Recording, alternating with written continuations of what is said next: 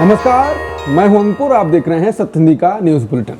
एक नजर डाल लेते हैं अब तक की खबरों पर। बांग्लादेश अडानी बिजली डील पर फिर कर सकता है विचार। महंगी बिजली से राहत चाहती है नई सरकार। अडानी पावर समझौते पर संकट के संकेत।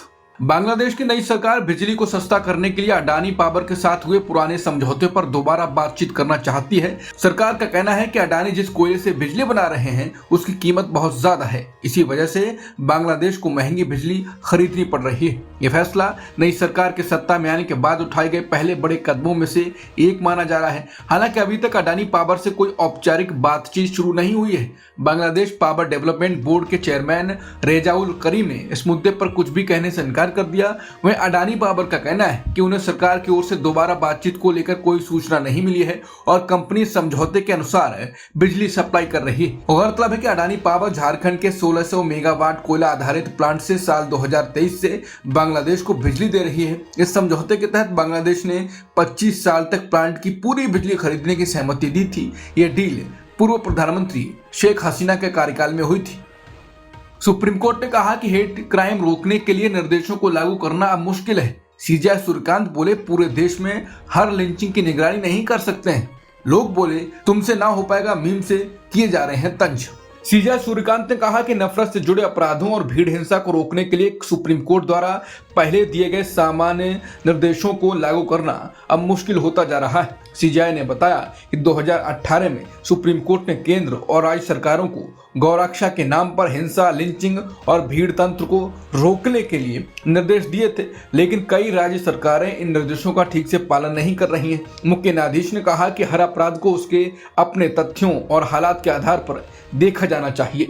अगर किसी व्यक्ति के अधिकारों का हनन होता है या कानून से ज्यादा सख्ती की जाती है तो तुरंत कार्रवाई होनी चाहिए। उन्होंने ये भी कहा कि सुप्रीम कोर्ट का काम कानून के सामान्य सिद्धांत बताना है। अगर किसी के अधिकार टूटते हैं तो जनता के पास अदालत जाने का कानूनी रास्ता मौजूद है। हालांकि कोर्ट ने साफ किया कि वो दिल्ली से बैठकर पूरे देश में हर लिंचिंग या हिंसा के मामले की निगरानी नहीं कर सकता और न ही हर केस को माइक्रो मैनेज कर सकता है। हालांकि इस खबर पर सुप्रीम कोर्ट की आलोचना की जा रही है और कहा जा रहा है, ये सुनकर तुमसे ना हो पाएगा मीम दिमाग में आ रहा है। एप्स्टीन स्कैंडल पर सुब्रमण्यम स्वामी का मोदी पर हमला। कहा, स्कैंडल पूरी तरह बर्बाद कर दे, उससे पहले दे दें इस्तीफा। बीजेपी के वरिष्ठ नेता सुब्रमण्यम स्वामी ने प्रधानमंत्री मोदी को सीधा संदेश दिया है। स्वामी ने एक्स पर लिखा है, उन्हें खुद इस्तीफा दे देना चाहिए, इससे पहले कि एप्स्टीन स्कैंडल उन्हें पूरी तरह बर्बाद कर दे। ये बात उन्होंने एक वीडियो के जवाब में लिखी जिसमें किसी ने कहा था कि मोदी जी के समय का अंत शुरू हो गया है। बता दें, मोदी सरकार एप्स्टीन फाइल्स में पूरी तरह से घिरी हुई है और इससे बचने के लिए वो टाल मटोल कर रही है।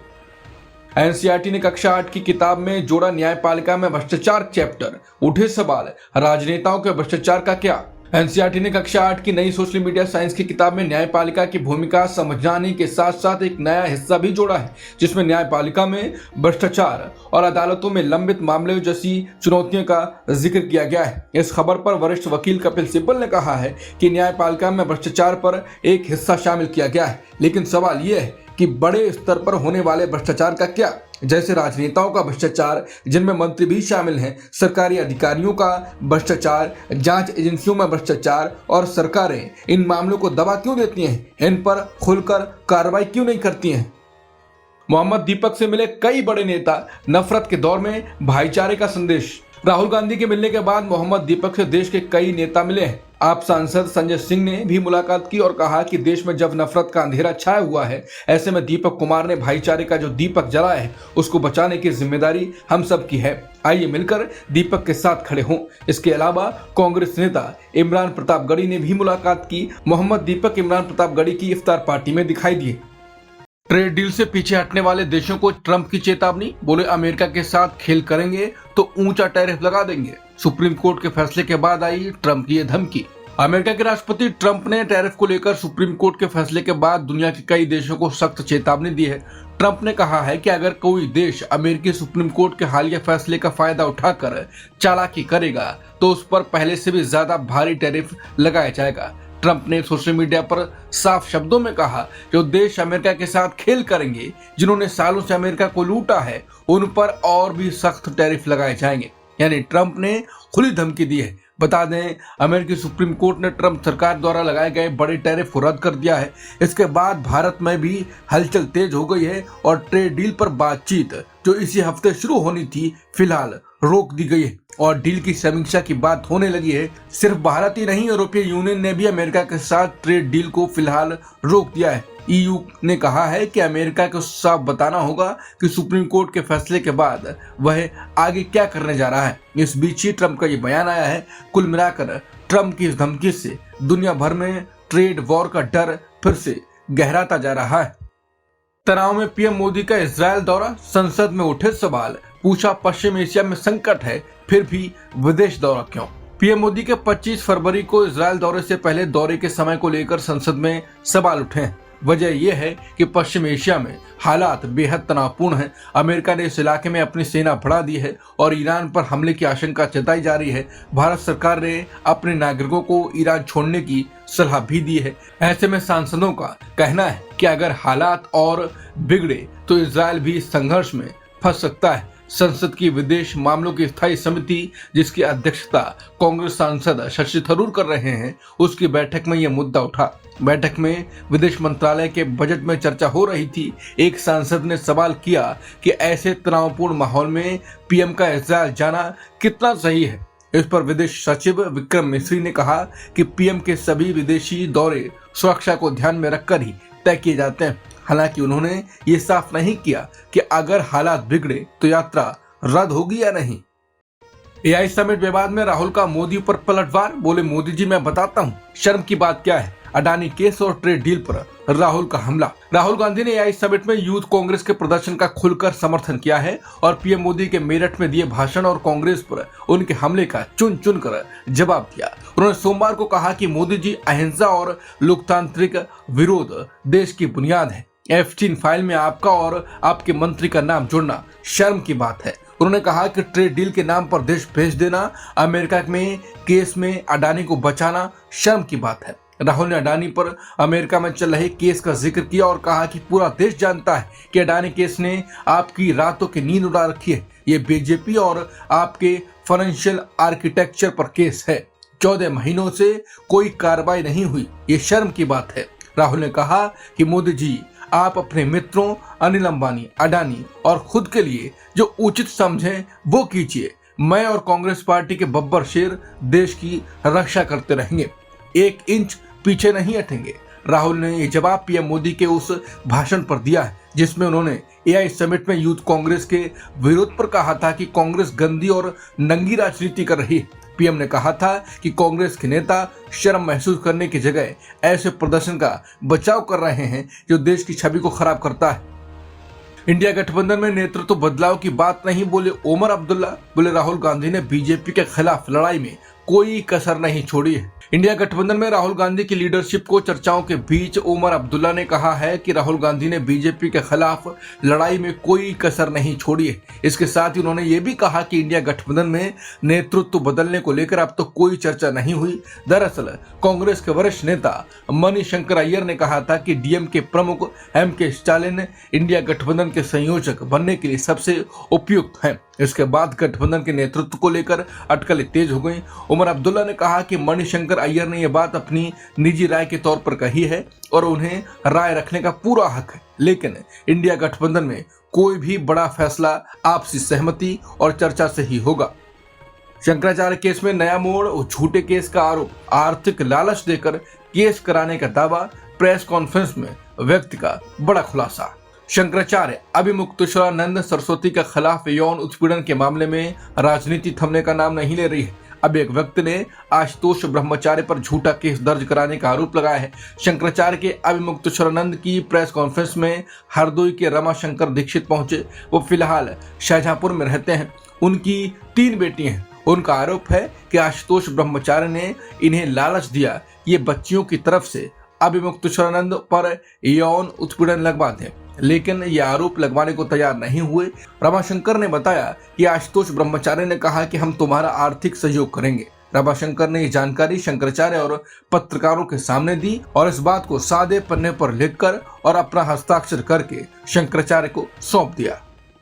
हरियाणा में 590 करोड़ का बैंक घोटाला, सरकारी खातों में संदिग्ध लेन देन मामला, सीएम सैनी ने जांच का भरोसा दिया। हरियाणा में 590 करोड़ रुपए का बैंक घोटाला हुआ है। ये मामला एक निजी बैंक में सरकारी खातों से जुड़ा बताया जा रहा है। इस पर नायब सिंह सैनी ने सख्त रुख अपनाते हुए कहा है कि एक एक पैसा वापस लिया जाएगा और दोषियों को बख्शा नहीं जाएगा। ये मामला तब सामने आया जब आईडीएफसी फर्स्ट बैंक ने अपनी नियामक जानकारी में बताया कि उसकी चंडीगढ़ शाखा में हरियाणा सरकार से जुड़े कुछ खातों में अनधिकृत और संदिग्ध लेन देन पाए गए। दरअसल हरियाणा सरकार के एक विभाग ने अपना खाता बंद कराकर पैसे किसी दूसरे बैंक में ट्रांसफर कराने की मांग की थी। जब बैंक ने प्रक्रिया शुरू की तो पता चला कि कागजों में दिखाई गई रकम और खाते में मौजूद असली रकम में बड़ा अंतर है। यहीं से घोटाले का शक गहराया।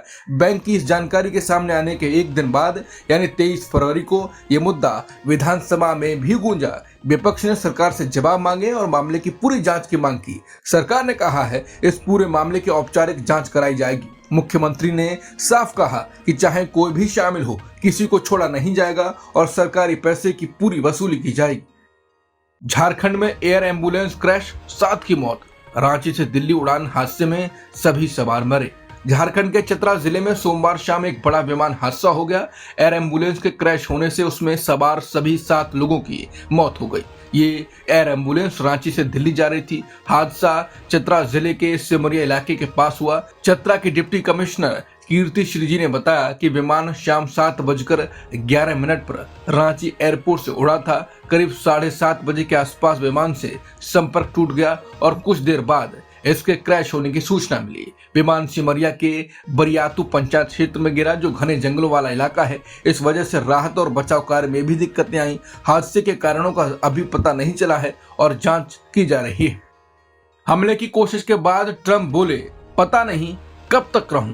बोले हमलावर सिर्फ असरदार राष्ट्रपतियों को निशाना बनाते हैं। बोले शायद मुझे थोड़ा कम असरदार बनना चाहिए। फ्लोरिडा स्थित उनके निजी रिजॉर्ट मारे लागो में एक हथियारबंद घुसपैठिए के मारे जाने के एक दिन बाद ट्रंप ने कहा है कि मुझे नहीं पता कि मैं कितने दिन तक रहूंगा। ट्रंप ने कहा मेरे पीछे बहुत से लोग पड़े हुए हैं, है ना। बता दें एक हथियारबंद व्यक्ति ने ट्रंप के रिसोर्ट की सुरक्षा घेरेबंदी तोड़ने की कोशिश की थी, जिसे अमेरिका सीक्रेट सर्विस ने गोली मारकर ढेर कर दिया। इस घटना के बाद ट्रंप की ये पहली सार्वजनिक प्रतिक्रिया थी। ट्रंप ने याद दिलाया कि 2024 के चुनाव अभियान के दौरान वो 2 बार हत्या की कोशिश से बच चुके हैं। उन्होंने कहा कि ऐसे खतरे महत्वपूर्ण नेताओं के साथ आते हैं। उन्होंने अमेरिका के 2 पूर्व राष्ट्रपतियों अब्राहम लिंकन और जॉन एफ कैनेडी का जिक्र करते हुए कहा कि वो भी महत्वपूर्ण राष्ट्रपति थे, इसलिए उनकी हत्या की गई थी। बातों बातों में ट्रंप ने मजाक करते हुए कहा कि शायद मुझे थोड़ा कम असरदार बनना चाहिए, कि हम इससे थोड़ा रोक सकते हैं। आखिर में उन्होंने आधे मजाक में कहा, चलो कुछ समय के लिए एक सामान्य राष्ट्रपति बन जाते हैं। ट्रंप के इस बयान को लोग कहीं चिंता, कहीं व्यंग्य और कहीं सियासी संदेश के रूप में देख रहे हैं। ईरान पर हमले की चेतावनी पर ट्रंप भड़के, मीडिया रिपोर्ट्स की खारिज। ट्रंप बोले युद्ध आसान है। अमेरिका के राष्ट्रपति डोनाल्ड ट्रंप ने ईरान पर हमले को लेकर आई मीडिया रिपोर्ट्स पर नाराजगी जताई। इन रिपोर्ट्स में कहा गया था कि अमेरिकी सेना के शीर्ष अधिकारी डैन केन ने ट्रंप को ईरान पर हमला करने के खतरों को लेकर चेतावनी दी है। मीडिया रिपोर्ट्स के मुताबिक जनरल डैन केन ने कहा कि ईरान पर हमला करने से अमेरिका लंबे युद्ध में फंस सकता है और इससे अमेरिकी सैनिकों की जान जाने का खतरा भी हो सकता है। लेकिन ट्रंप ने इन दावों को खारिज करते हुए सोशल मीडिया पर जवाब दिया और कहा कि जनरल केन का मानना है कि अगर ईरान से युद्ध होता है तो उसे आसानी से जीता जा सकता है। एफसिन केस में पूर्व ब्रिटिश राजदूत गिरफ्तार, पीटर मेंडेलसन पर शिकंजा, लंदन पुलिस की कार्रवाई। लंदन पुलिस ने सोमवार को ब्रिटेन के पूर्व राजदूत पीटर मेंडेलसन को गिरफ्तार कर लिया है। ये कार्रवाई जेफरी एफसिन से जुड़े मामले की जांच के तहत की गई है। पीटर मेंडेलसन कभी ब्रिटेन की राजनीति के बेहद ताकतवर नेता रहे हैं और वो अमेरिका में ब्रिटेन के राजदूत भी रह चुके हैं। उनकी गिरफ्तारी ऐसे समय हुई है जब कुछ दिन पहले ही ब्रिटेन के पूर्व राजकुमार एंड्रयू को भी इसी मामले में हिरासत में लिया गया था। लंदन की मेट्रोपॉलिटन पुलिस ने बताया कि 72 वर्षीय एक व्यक्ति को सरकारी पद पर रहते हुए गलत आचरण के शक में गिरफ्तार किया गया है। हालांकि पुलिस ने बयान में नाम नहीं लिया, लेकिन ये साफ हो गया ये गिरफ्तारी पीटर मेंडेलसन की ही है। ड्रग माफिया की मौत के बाद मैक्सिको में हिंसा, 10,000 सैनिक तैनात, पूरे देश में हिंसा फैली। मैक्सिको में हालात बेहद बिगड़ गए हैं। देश के सबसे कुख्यात drug mafia Nemesio El Mencho Oseguera की मौत के बाद पूरे देश में हिंसा फैल गई है। El Mencho Jalisco new generation cartel का सरगना था। अमेरिका ने उस पर $15 मिलियन यानी करीब 125 करोड़ रुपए का इनाम घोषित कर रखा था। उसकी मौत की खबर फैलते ही कार्टेल के गुंडों ने बवाल मचा दिया। 20 राज्यों में सड़क बंद कर दी गई, गाड़ियां, दुकानों और इमारतों में आग लगा दी गई। कई जगह खुलेआम गोलीबारी हुई। सरकारी आंकड़ों के मुताबिक 27 सुरक्षा कर्मियों, 46 संदिग्ध अपराधियों और 1 आम नागरिक की मौत हुई है। इसी हिंसा के दौरान जलिस्को की एक जेल पर हमला हुआ, जहां भारी गोलीबारी के बीच 23 कैदी फरार हो गए। कुल मिलाकर ड्रग माफिया की मौत के बाद मैक्सिको में हालात बेकाबू हो गए हैं और सरकार को सेना के सहारे स्थिति संभालनी पड़ रही है। अब तक की खबरों में इतना ही। बाकी खबरों के लिए बने रहिए सत्य हिंदी के साथ।